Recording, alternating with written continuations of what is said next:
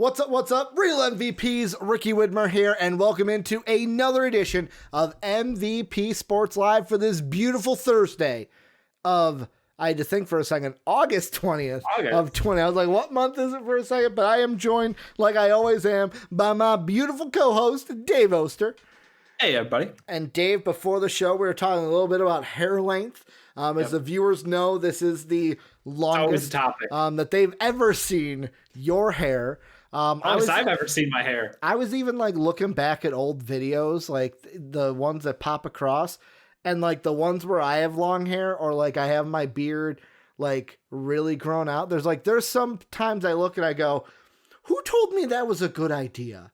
Who told me that wasn't a good explicitly. Look? What, and the longer hair? Yeah.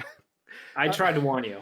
I was you did not take any fashion criticism. Especially there's one you could tell when it got hot in the studio.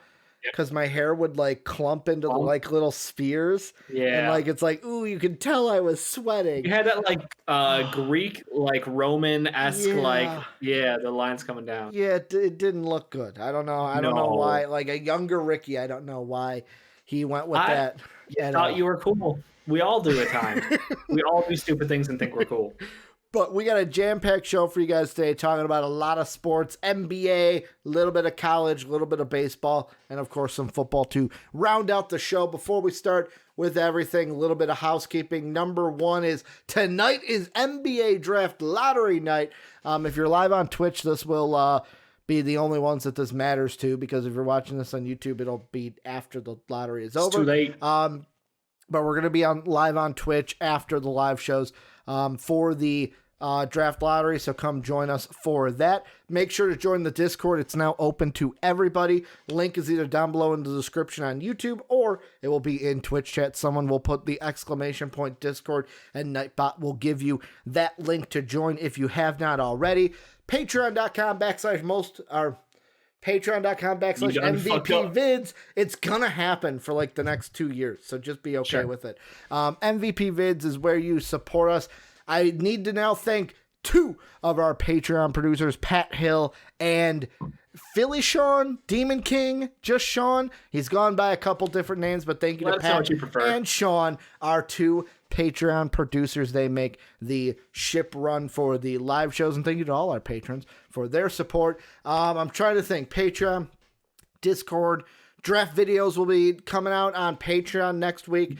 The draft order in about 3 hours, so we can pump out content for you, and we got some new names for you. We got a ton of new names for you. I'm trying to think. I think that's it. I think that's all the housekeeping I've got. If you like nerdy stuff, MVP Entertainment on YouTube, if you have not followed us there. But Dave, let's start the show with a little bit of basketball. We've got basketball for at least the first half of the show, if not a little bit more than the first half. And we're taking Twitch chat for me real quick. Read Twitch chat for me really quick. What am I reading? Which one? My new name is no. I'm not saying that on Twitch chat. I am not saying that, Sean. That's your patron producer. Here's the thing, though. We always have ever since we started the Patreon, we always have the right to say no. I am not saying that on a show. So no, I am not saying that on a show. But we're going to start with some NBA playoff news. We're going to talk about 3 series that went on yesterday on the 19th, and the first one is a story that was coming from the 76ers and the Celtics. And this came from, the article that I saw with it was Clutch Points. And whenever I get Clutch Points, like articles, I always look to see, well, did they accredit somebody that's like got some backing behind them? And they have any street rep. Yep. Yeah. And this is from Ben Gulliver from the Washington Post saying, Embiid on Sixers defense versus Celtics, Jason Tatum. Jason has been killing it. You have to find a way to get the ball out of his hands. They want me to stay back, but we've got to make adjustments. Something's got to change. It feels too easy. And people were like, oh, he's taking shots at Brett Brown. Also in the Philadelphia community, I was kind of looking at articles, and LibertyBallers.com, which I feel like is SB Nation. I'm checking really quick. Yes, they are the SB Nation Philly site. Yeah. They put up a really I'm going to say interesting article because I'm not a Philadelphia fan. I don't know if my take on it is similar, but it's an article that reads, the Sixers owners are officially on the Joel Embiid trade request clock. And it was kind of like an article. They didn't. It was an article basically saying, if we don't get rid of Brett Brown, if we don't get rid of Elton Brand, if we don't get rid of, what's the other name here? Basically it was, the tweet is, we cannot allow Brown and Brand to simply be sacrificial lambs here.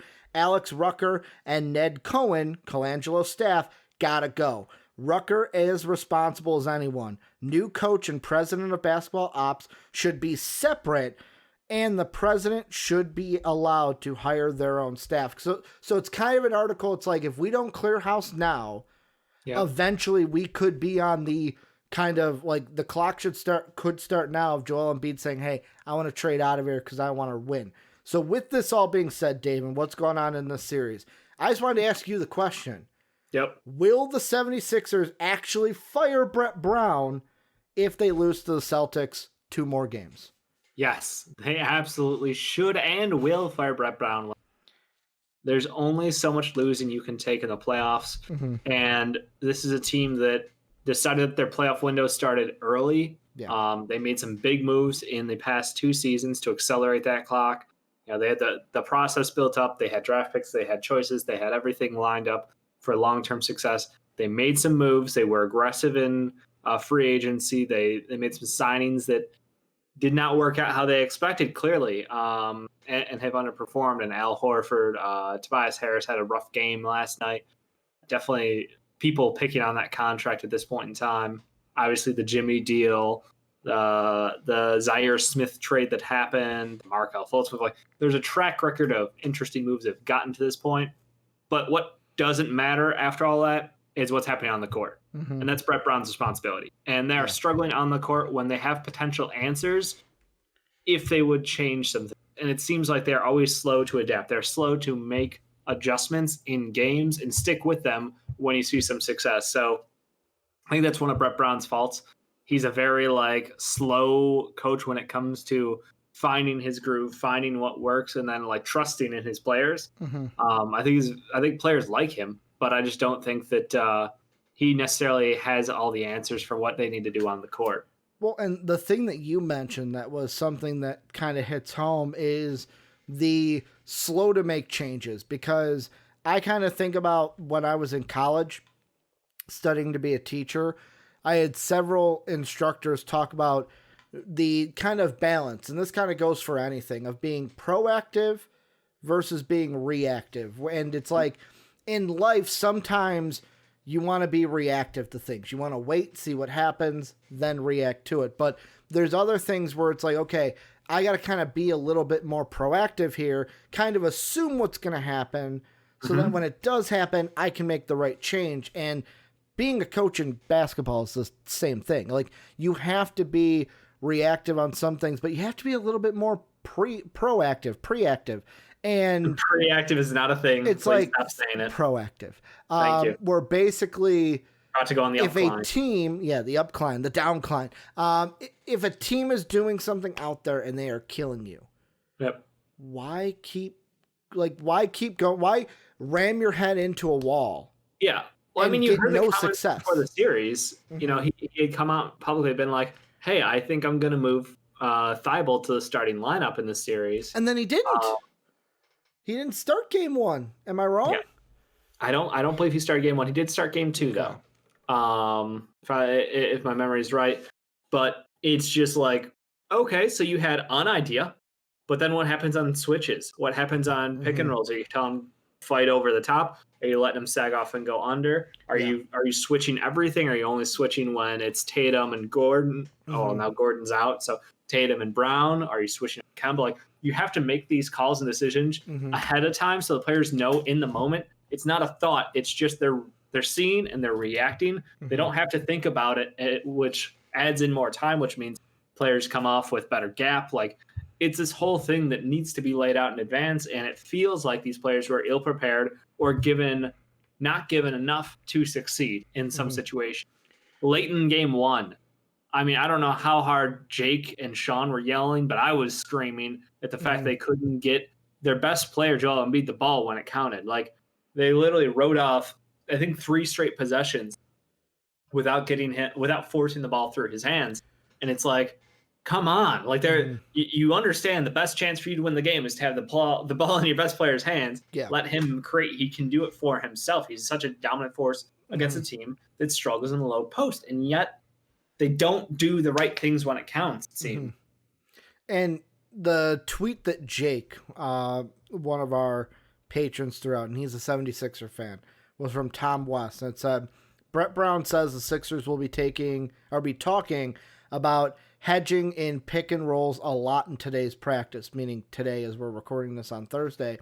He says maybe they could have turned to it earlier in game 2 after they used it in the second half. Sounds like we could see a more aggressive defensive approach in game 3.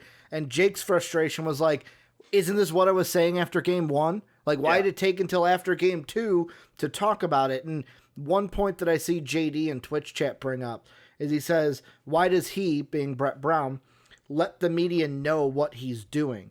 I feel like that's an awful idea. It allows Brad Stevens to prepare for those changes. And I was going to bring up that what must suck right now for the Sixers is you look at your team, you look at the potential of it, look at what you had last year, look at what you have this year. You have a good roster. You have a roster that's good enough to get to the playoffs. That's better than most teams, half the teams in the league.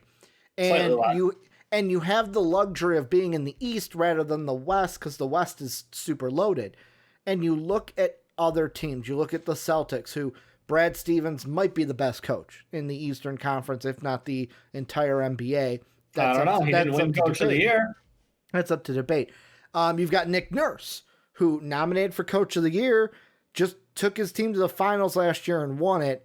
And without Kawhi this year, has his team just as good, if not a little better, probably just as good as they were a year ago. So it's like you're seeing these other teams. You're seeing the success.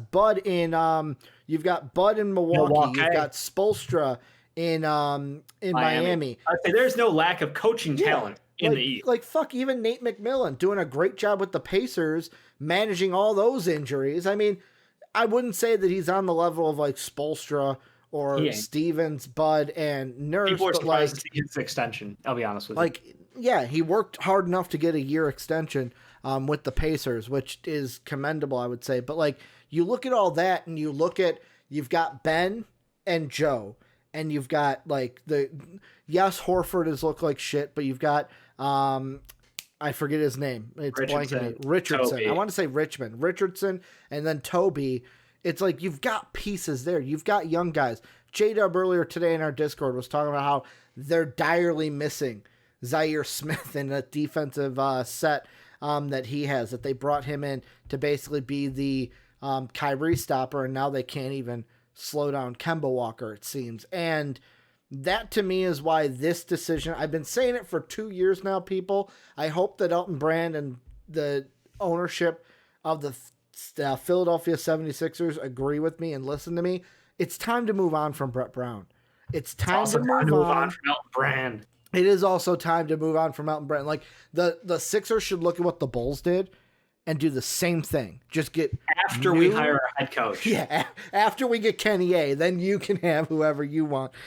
Bring in Alvin Gentry if you want. But like, even at that, it's like, I'll ask you this, Dave. Let's say they do fire Brett Brown. Who's the, like, I was talking to Jake about this. Who's then the coach you want? Who's even out there? If Kenny A is already taken, what, the biggest name out there is Alvin Gentry? Like, I know Jake has been like, man, I would love for them to get Jay Wright, but Jay Wright ain't leaving Villanova. He's got too good of a situation in college. Like, is there even a coach out there that the 76ers would be like, yes, we need that person? Or just is anyone better than Brett Brown?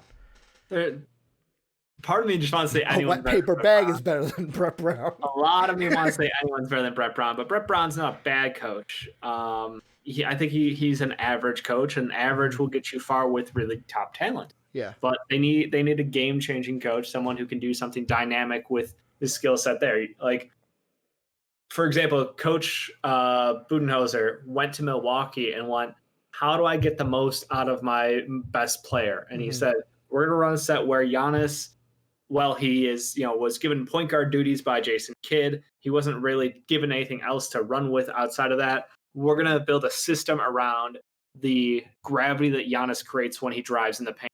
We're going to set up shooters. I'm going to tell my front office, I need guys who are catch and shoot, automatic. I need spacers out there. I need to do X, Y, Z. Like, you need someone who can come in with a plan and a list of demands basically for the front office to follow through on.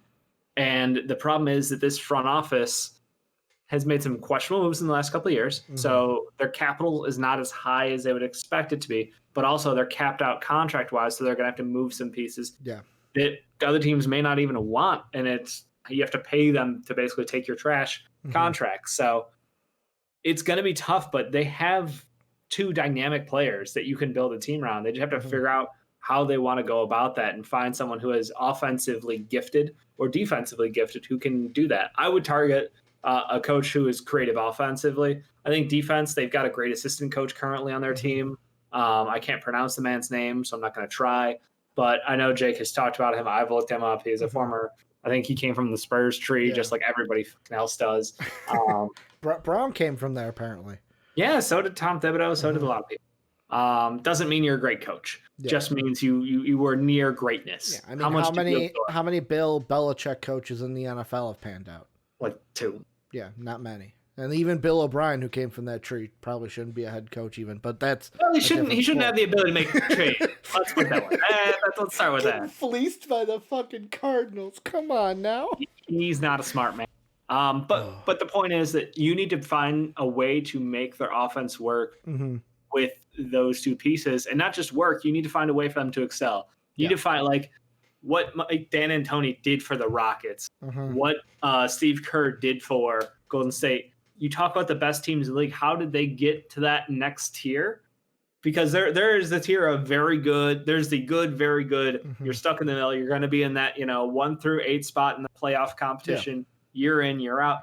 But the way you actually make it to the finals, or at least the conference finals, is by having one of those excellent coaches who is a game changer for your team. He's someone who can see the talent you have, optimize it, and get the most out of them. And I think that's what they need. They need to find someone who can make that offense even better. One name that I know has gotten a ton of credit over the years, but I got to mention it. Steve Kerr's also on that list. Warriors, Mark Jackson were not as good as they were with Steve Kerr, but there's a name floating around in my head, Dave. Sure. And I don't know if it's good, bad. I don't know. Stan Van Gundy. Like, he's a guy that has been to the finals. He's a guy that has worked with having a prominent big man on your team. I think that, like, because I brought it up to Jake and he was like, oh, well, I wouldn't mind the assistant that they have. And we threw out Stan Van. And he's like, oh, I wouldn't mind Stan Van. Get Stan Van. Because I was throwing out like Jeff Van Gundy. But like, I don't know if Jeff Van Gundy should be a coach of anybody because of how long it's been since he's even been a coach. And it's like, I was kind of thinking, I'm like, you know what? Would Stan Van want a job right now? Or is he fine doing what he's doing like the TV stuff that he does and floats around, tweeting some amazing tweets from what Soapy tells me. Like, it's someone Stan that Van, I think to his could credit, work. A decade ago, figured out a way to get the most out of Dwight Howard and that Orlando Magic team, and they ruined the Kobe LeBron finals. Yep. Which is impressive to say. Yeah, build a fucking wall. I mean, I love it, Soapy. That's the thing. He couldn't replicate it in Detroit. So, like, it makes you wonder, and I put it this way. Andre Drummond is no Dwight Howard. I think there's no questions around that. So he couldn't quite do the same thing. But, like, what he did for Dwight Howard in the 4-out offense was impressive, and he had the right pieces there here. They spent up to get Turkoglu. They had a couple other great shooters on the outside, and Rich and JJ. Like, they had the right offense. They had the interior defender. They got it all to work. They funneled people who attacked them into Dwight Howard. At the time, his shoulders were the width of the paint. So good fucking luck getting through that. So I get it. He's someone who I wonder if the game has passed him a little. Yeah. He's been watching a lot of basketball for the last 2 years. I don't know. He's one of those guys. I'm more likely to go with an up and comer than an established guy. Like the with Denver assistant, the assistant that Phillies for the already got Raptors. there. At Griffin also. Yep. Yeah, Griffin. I think he's someone who, assuming there is nothing off the court wrong, then he's someone who, again, Nick Nurse is the one who came up with the offense, but he also has some credit to play there, and I think he could bring something unique and dynamic to that team. Well, we're gonna have to leave that one there. This will not be the last time. If definitely they fire Brett Brown will continue to happen for next week. This will not be a topic that we end. It's just putting the bookmark in it for right now. But to kind of break up our NBA discussion, we're going to do this a little bit earlier in the show today. We're doing our daily segment that we love to do, where we give credit to people that players popped off the day before. These are our dampest of dudes, our soggiest of shooters, our moistest of men, and then Dave sometimes our mistiest of misses. These are our wet boys, our players of the game from the day before. How it works is Dave gives a wet boy, I give a wet boy, and then also our patrons at the silver and above tier, patreon.com/MVPvids. They get to vote each and every Monday through Friday on their wet boy, and the winner becomes the patron wet boy for that day. So Dave, as I always do, I'm going to kick it to you. Who's your wet boy for August 20, 2020? I love it. I have first dibs on wet boys. I'm going to just say that out loud because I see in Twitch, Dave stole my wet boy. No, I didn't. You tried to steal Dave's wet boy. Dave gets first dibs. You and I get first dibs over the patrons. I have seniority. Yeah. That's the way it works. I just wanted to let the I love your votes. know. I respect your votes, and you get your votes, but I have seniority. So with that said, I did have to take the aforementioned Jason Tatum, who got every shot he wanted over the Celtics. He got to any spot on the court he wanted. He's drilling shots. At the end of the regular season pre-bubble, people were talking about how he was coming off of one of the hottest months, playing like a top 10 player in the NBA. His playoff performances year in and year out have been impressive. He's played beyond his age, and he continues to impress. I mean, he's truly the future of the NBA. He's a two-way wing, and he's looking absolutely amazing out there. Yeah, I mean, it's without Gordon Hayward, I was like, oh, are we going to see a Celtic team that kind of fall? Like, I still expect them to get past 76ers. Yep. But it was like, are we going to see a team that struggles a little bit? And Jason Tatum's like, no, we're not, because I'm leading this team. I'm putting the team on my back due. This time there's no LeBron in this conference to deny me in a game 7. We'll see who can stop him. My wet boy, I had a little bit of a difficult choice today. Because there was a part of me that was like, so Sean gave his vote for wet boys the night before on my MLB The Show stream, much like you did during our watch along when you voted for Marukes Morris. Yeah. And at first I was going to go with Manny Machado, walk-off grand slam. But then I looked at it and I was like, it was like he had 2 hits in the game. He struck out twice. Yeah, you hit a grand slam as a walk-off grand slam, but like overall performance, you got to look at the overall. The 2 Ks bring it down. But my wet boy not only won his playoff game last night, but he is now the first player since, what is it, Kareem or Wilt? I think it was Kareem. He now has surpassed Kareem for the most points in his first 2 playoff games. Luka Doncic. Luka. I bashed you all through the draft process, and now you're putting the foot right in my mouth, and it's all the way to the back of my throat. Could be coming up my butt. That's how far your foot is down my throat, because I was wrong about you.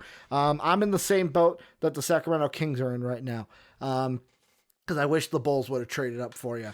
But yeah, Luka. I wish we would have lost the coin flip and just taken him. Yeah, just could have had him at 2 if we lost the coin flip to the fucking Kings. Yeah. Think about that. Yeah, could have taken him at 2. I didn't think about that until now. But yes, Luka is my wet boy. And then our patron wet boy, Dave, where because you stole, quote unquote, it's a consolation prize, quote unquote, stole the patron wet boy. We had a couple, we had some votes in the NBA, 1 in the MLB. Haters. But after looking at the stats, Don Mitch, you're getting snubbed today because we're going to go to the NHL, Dave, going to the pond. Nathan McKinnon of the Colorado Avalanche in their playoff game 4 total points, 2 goals, 2 assists. One of those being a power play goal when the other team fucks up and gives you more guys on the ice than they have on the ice. But yeah, 2 goals, 2 assists, plus minus a 2. So great job to McKinnon. Yep. I think. Like, I don't know if it's McKinnon, like, because it's MAC, like McKinnon or McKinnon. But yeah, McKinnon, how you say it. Kudos to you, Colorado Avalanche, getting the win last night. But Dave, we moving on. And I mentioned Luka. Luka. Well, they got the win over the Clips. They got the win over the Clips last night. And basically with this question, first off, they finally closed out a fucking game where it was they were up. They came close. For the last 5 minutes, I was like, they're going to find a way. Mathematically, they're going to find a way to lose this game. Yeah, and like when they won, I was like, oh shit, they finally did it.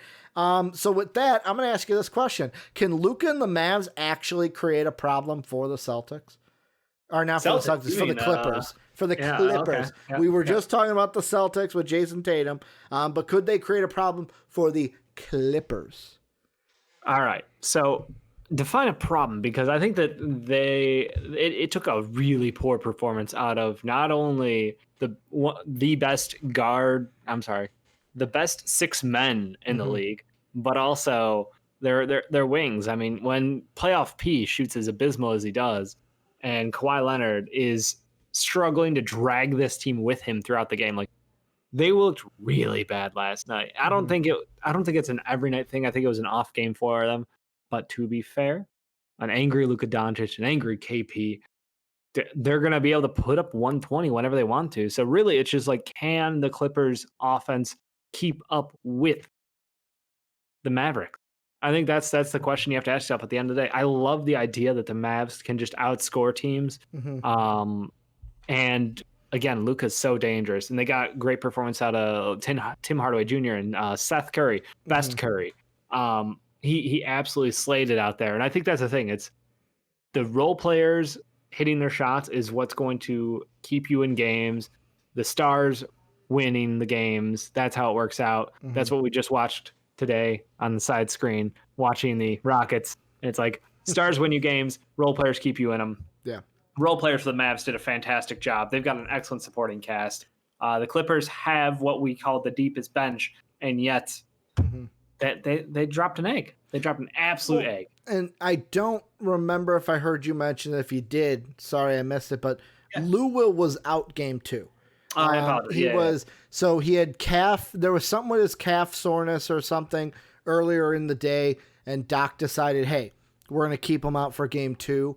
The thing that I found interesting with that, by the way, is whenever this was in the second half, the broadcast was talking about Lou Will.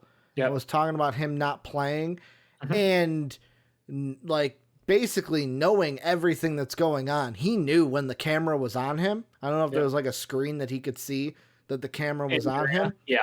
Because every time the camera went on Lou Will would look dead into the camera, and he would do one of 2 things. The first thing he did was this. He just was like no. And then the second time he just looked dead with his mask on. It was just like, just shaking his head. So like, I don't know if that's just because, and even like they joked about it. They're like, oh, well, Lou Will not wanting the camera on him. That's kind of surprising. Usually he's not that shy of the camera. Like, maybe this is just something small of like, hey, don't make this game about my injury. It ain't about my injury. I don't want to be the focal point of the news story going forward. But like, to me, that is a big thing of like, with this Clipper team, even their future past the first round, it's like, if they're going to miss Pat Bev with injury, if they're going to miss Lou Will with injury, if they're going to miss any of these players that are not Paul George or Kawhi Leonard with injury, that could be something that stands in between them hoisting the Larry O'Brien trophy or getting bounced out in any of the rounds, depending on how far they make it. They gave Shamet the minutes. Shamet is not Lou Will. We get with that. Shamet's a nice young player, but he is not going to be given the same role as Lou Will, which means somebody else has to pick it up. And no, wait, I'm looking at game 2. Are you sure? Because I'm looking at game 2, and Lou Will definitely played. And I thought he did. I was very confused. I was looking when I was watching the game. He was in street clothes, unless I'm thinking of Pat Bev. You were thinking of Pat Bev. Pat Bev, okay. I was gonna say, I'm like, it was Pat I watched Bev. Lou Will play that game, but I was like, sure, if you say so. In my dumb smooth brain, I mixed up Lou Will and Pat Bev. Then it was Pat Bev that was like, hey, don't have the camera on me. But still, the point is still the same. Who can put the clamps on Luka, in theory. The point is still the same. If they're missing any of those guys, they're not going to win. Like, they can get past the Mavs, but when they go up against the Lakers, when they go up against either the Trailblazers, the Nuggets, they need Pat Bev. There's no doubt in my mind. Yeah. Pat Bev needs to be there. I was like, Pat Bev is way more integral to this team winning because he is their lockdown guard defender, and like he absolutely puts pressure on the entire time he's on that court. Mm-hmm. So I totally get that, and yes, I would say that definitely is one of the reasons that made it easier for Luka to have a great performance. But Luka's a great talent. It's you can't slow him down for long is the thing. So he had a very good game last night. I'm glad he got a wet boy for it. But this Clippers team should not be overly like dire concerns yet. They're in a split series. It's going to be a tough one.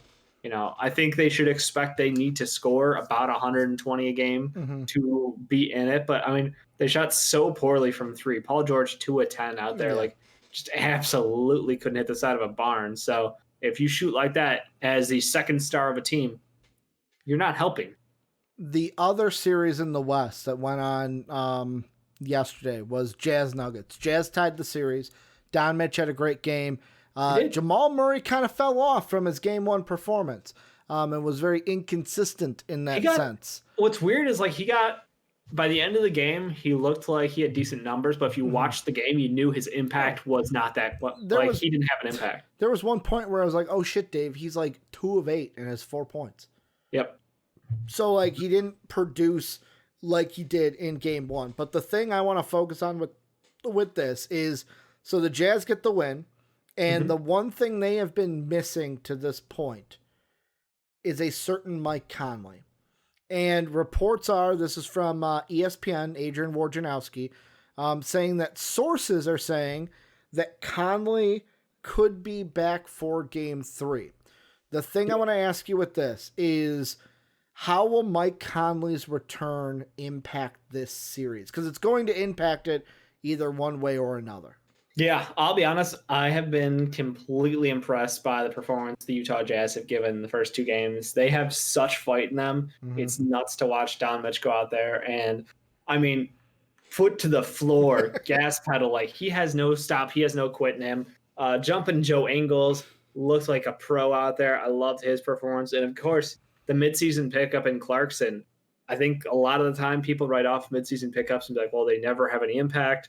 No, I mean, like he really, like Clarkson was knocking down shots, creating havoc on that offense and being able to get into the paint. So I love the idea of this Jazz team getting back someone who was starting to go in the right direction. And I think Mike Conley, for people who don't remember his progression throughout the season, like he got to a point where he absolutely was helping this team win games.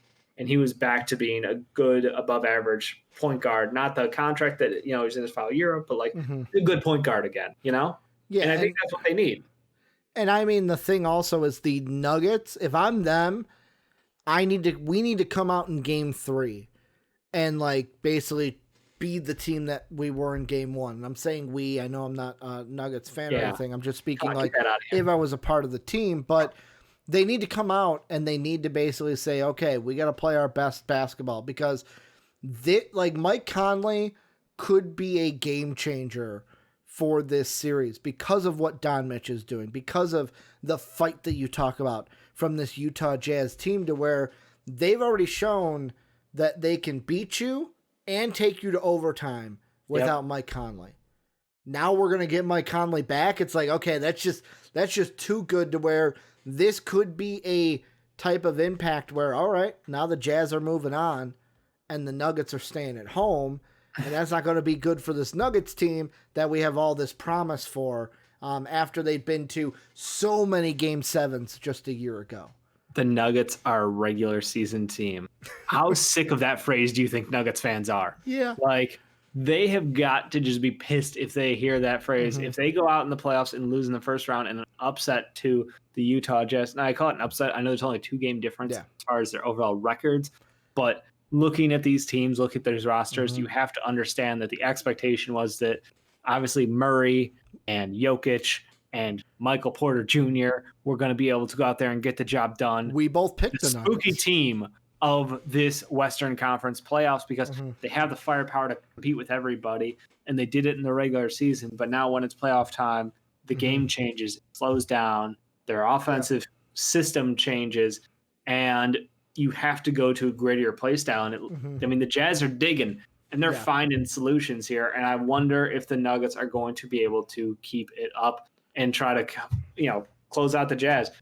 This series could absolutely go 7. Yeah. Well, I mean, I'm looking at most of the series, and it's like, so I expect Blazers-Lakers to go 7. I don't know. After the first game, I mean, like Blazers in 4. Is that what we're saying? Blazers in 4. I ain't saying. I'm just saying. You've got the Jazz Nuggets that can go 7, and then like looking at the East, none of them. None of the East series look like they're going to 7. After the East series, I'm sorry, it looks like Miami and Boston are going to sweep. Maybe that, like, the Nets gave the Raptors a scare yesterday. Maybe they get a game in 3-4.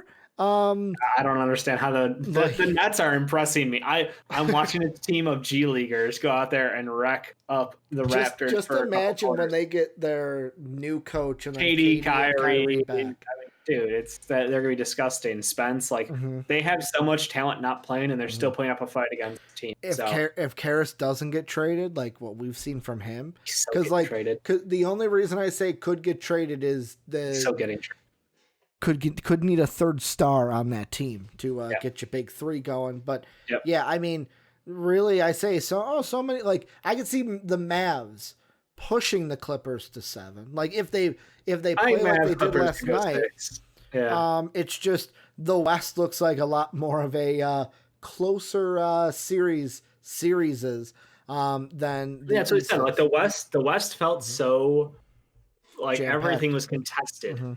But the top of the East, I feel is strong, like equally strong to the top of the West. You know? Whereas the bottom of the East isn't like... About Mason's dumpster heap, and we don't care. Even the 76ers, who should be good, they don't have Ben. Brett Brown's making poor mistakes, as we already talked about at the beginning of the show. But let's move on. We're moving away from the hard court, Dave. We're going to have 2 quicker topics. They're not like deep dives, and then one little deep dive in football for Chicago fans. But... the latest in COVID in college football, Dave, and we're not talking about schedulings and transfers this time. We're actually talking about positive coronavirus cases. I know in baseball, JD mentioned earlier in chat that the Mets have had a player and a staffer test positive.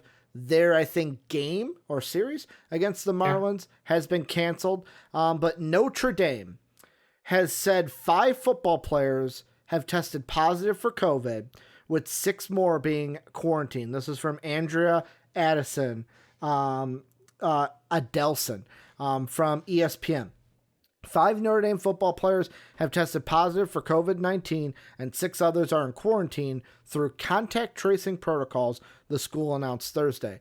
The football team canceled practice Thursday and will undergo another round of testing Friday. The school said it will return to practice based on the advice of medical staff.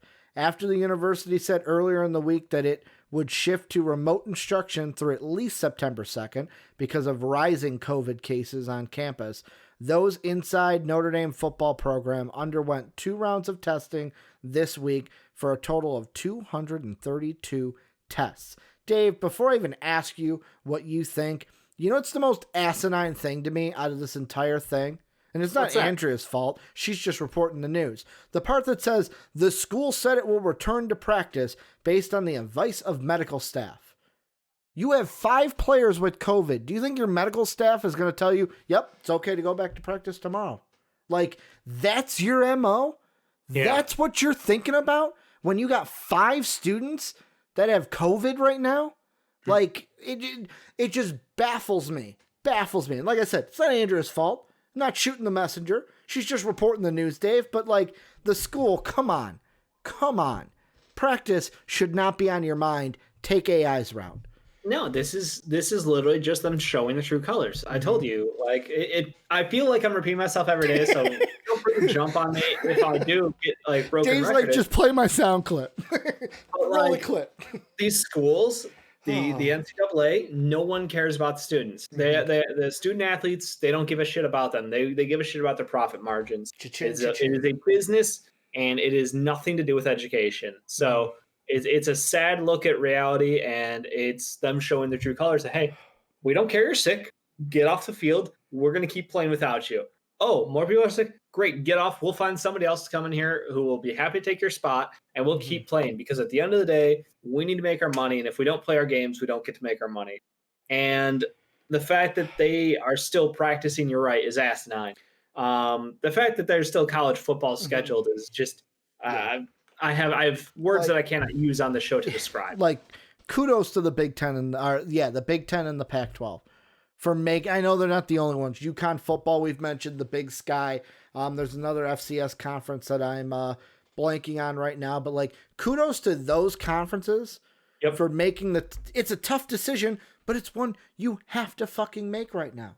Yeah, because this is a pandemic. Like, I feel like when I talk about this, and like, it's a do you not understand what's going on outside right now? I feel like I'm talking to stupid people. Like, it's so Soapy makes the joke too of like, coronavirus bad. Make a mask. Mask the devil. Like, it's like, oh, mask good. No, mask bad. It's like, no, the masks are good. What are you doing? It's just, we have to bring it up. It's news, but it's just like, every single day, like you said, we're saying the same thing over and over. The other short thing that kind of shocked the sports world, to me, it's one of those where it's like, what you said was wrong. You deserve everything that's coming to you. The only thing that's a shame about it is that, like, the shame of like, great, one of the voices of my childhood for baseball is an asshole. Kind of a situation where the Reds have suspended Thom Brennaman for using an anti-gay slur on the air. So if you're not familiar with what happened, basically it was at the beginning of the Reds game last night. Of a doubleheader. They thought that the microphones were off for commercial break. They did not know they were coming back from commercial when they did. And Brennaman made a comment calling Kansas City the certain capital of the world. And in the fifth inning, he was suspended, basically had to do his apology on air. Didn't have to, but they let him do the apology on air. He has been suspended from Reds games. Earlier today, he was nixed from Fox's NFL slate. So he's not even calling any football games. They didn't even suspend. They just were like, you're done. We don't want you anymore.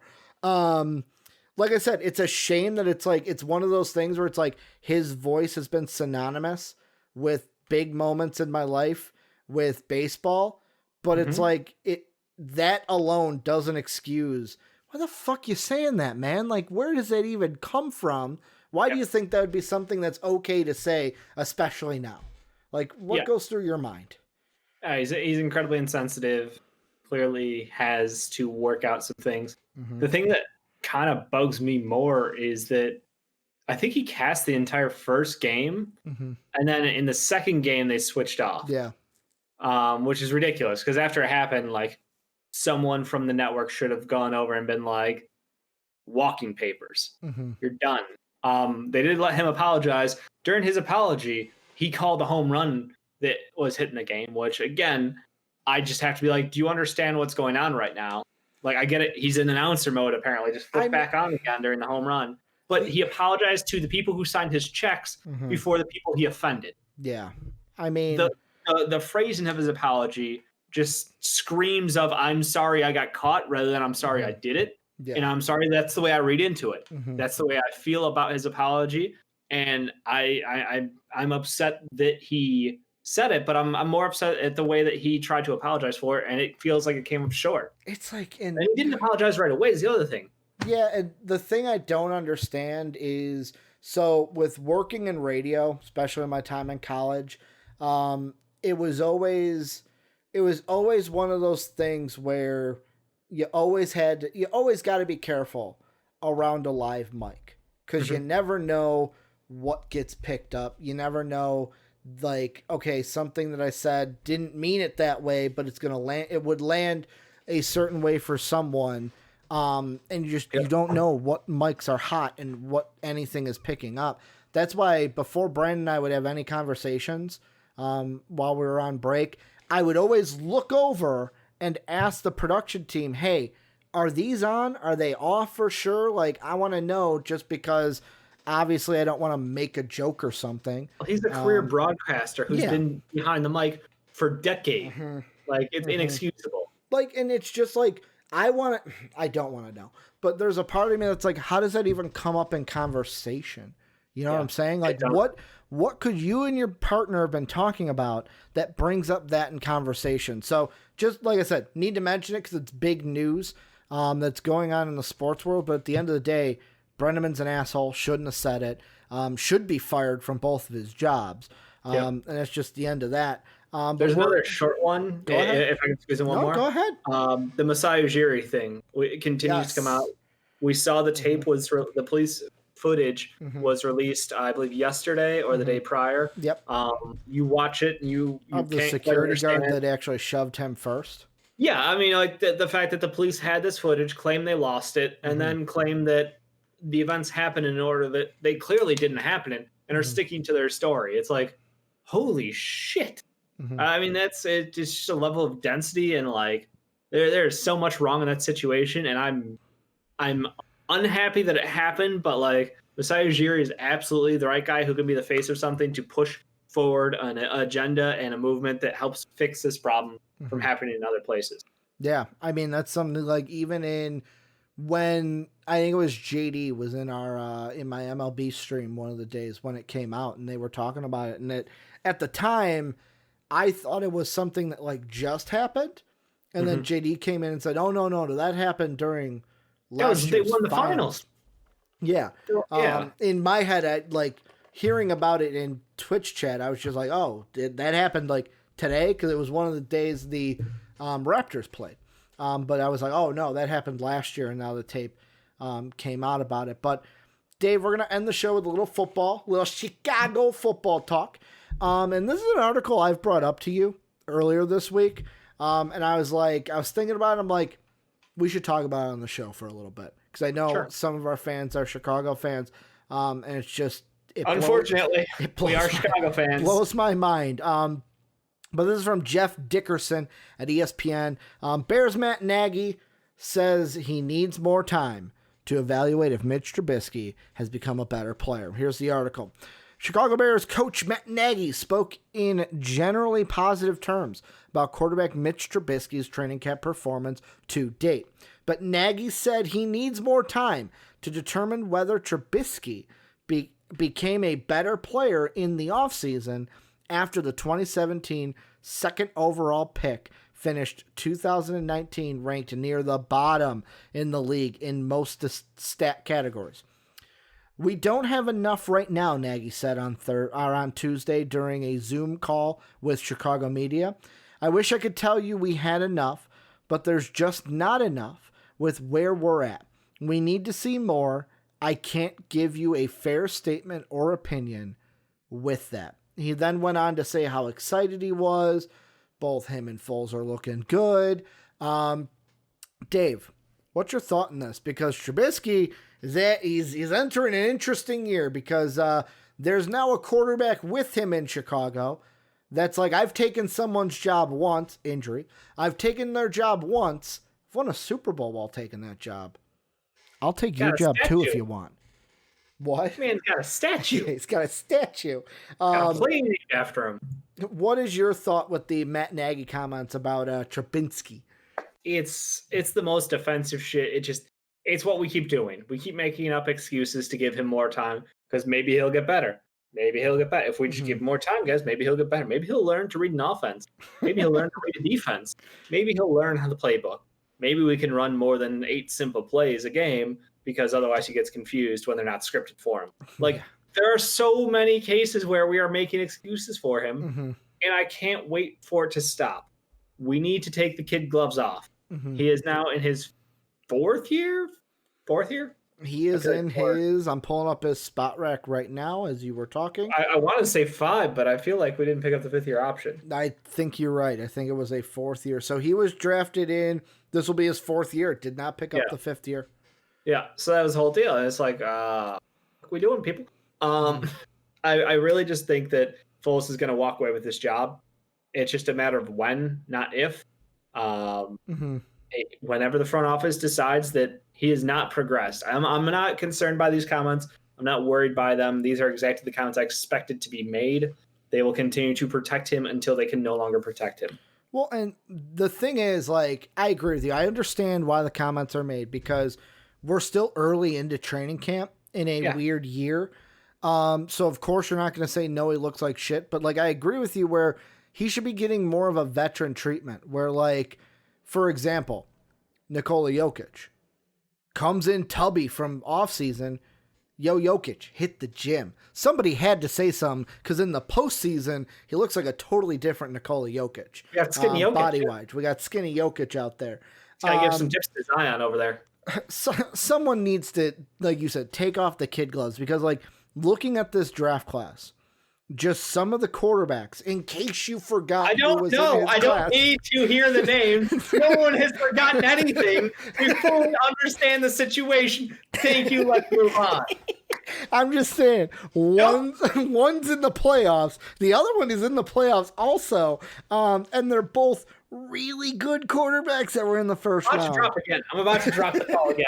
Goodbye. See you next time, everybody. But I'm thinking, like, that has to play into this at some point, right? No, it's playing in it with fans. No, it's playing in it with fans. But, like, the fact that, like, it's not the fact that we didn't scout that quarterback even. It's not like because of a potentially. I'm not even going there. Going there. It's not a woulda, coulda, shoulda thing. It's a you look at what's going on with the other quarterbacks and you go like, it's just like. I'm looking at Trevor Lawrence at this point. Here's how I'm gonna relate it. And this is coming from a person who does not have kids. So parents out there, I'm sorry. But you've got a kid, and he's playing Little League. And you're looking at your kid, and you're like, my kid can play Little League, but I wish he would do a little better. I'm trying to help him get better.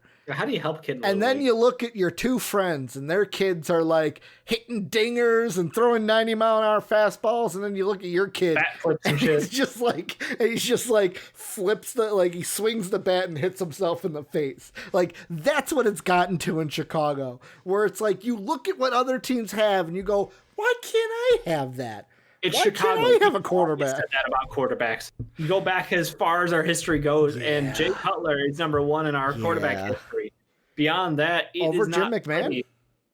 Are you serious? It's not even close. I'm just asking. Jim McMahon's a personality. Jay Cutler's a quarterback. I mean, okay, yeah, good point. Defense won that championship by far. I'm just saying. And sweetness. Yeah, and sweetness. I mean, also coaching. Like, was a game manager. Say it. It's like. Going back to a point you made, when do the kid gloves come off? And the question I would ask you is, if they come off, when do they come off this year? Is it like week 4 before the regular season? Depends how many weeks we have this season because the fact that we're going to get fucking put on pause with COVID. Yeah, I mean, I don't know. Good point. Again, I'm still under the expectation that this season will not be a full continuous season of the NFL. Yeah. So it's hard to say what happens, but I think that's why they don't want to hurt his feelings, because if the season ends up getting canceled and like contracts get extended or something, then the saying you just said though rattles my brain. You're a grown ass man. You shouldn't get hurt feelings if a clearly does. Like that he clearly does. That to me shows you shouldn't be my quarterback. If you're gonna get hurt feelings over shit like this, A, you don't belong in Chicago, and B, you shouldn't be a quarterback. That's just it. I don't disagree with the things you're saying. I'm just giving you the point of view that is out there. I know.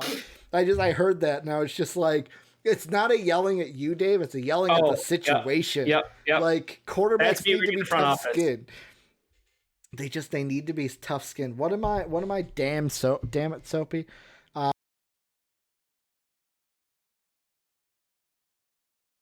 kid is no, my thing disconnected. Can you not hear me anymore? Oh, okay. Yeah. No, I moved my microphone and it plugged out, plugged back in. But Soapy says, is their kid Big AI? Big Allen Iverson. But that's going to do it for today's show. Might be cutting it a little short. We've got a draft lottery to get to after the live shows. Dave, I want to thank you as always. It's been a great show. Love doing these with you every Monday through Friday. What would it be? I know Monday is lunes, but Friday is viernes, right? Doesn't start with a V. I'm not going to comment on that. Lunes to something. Haven't taken Spanish in a long time. But thank you guys for watching. Twitch.tv/MVP vids is where we do it live every Monday through Friday. You can also catch them on YouTube at MVP Sports. Make sure to join the Discord down below in the description. There's a link, or in Twitch chat. There will be a link shortly from someone, just exclamation Discord, and it's there. Thank you, Soapy.